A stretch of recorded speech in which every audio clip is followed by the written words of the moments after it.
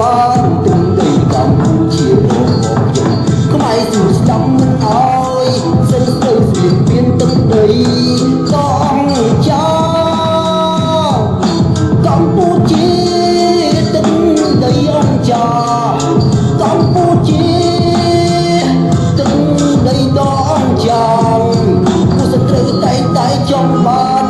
កម្ពុជានឹកកំសត់ពេកហើយគេតែចង់បានទឹកដីកម្ពុជា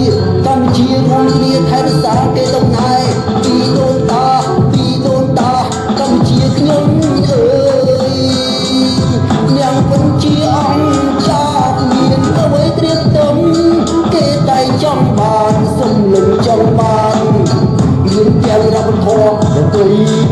អសរសាស្ត្រក្បាច់គុណពីដូនតាចម្រាំងរចនានៅទាំងប្រាសាទនានានៅក្នុងប្រទេស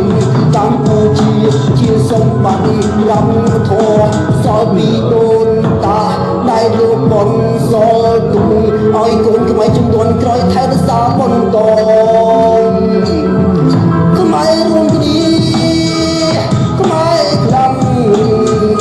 ខ្មែរនឹងខ្លាយជាអាណាចក្រជ័យយងកម្ពុជាជ័យយងកម្ពុជា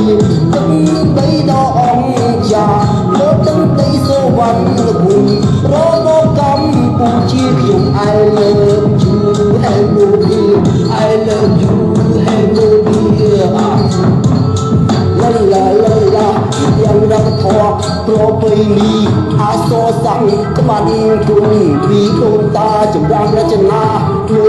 ទាំងប្រាសាទនានានៅក្នុងប្រទេសកម្ពុជាជាសម្បត្តិរំធម៌សល់ពីដូនតា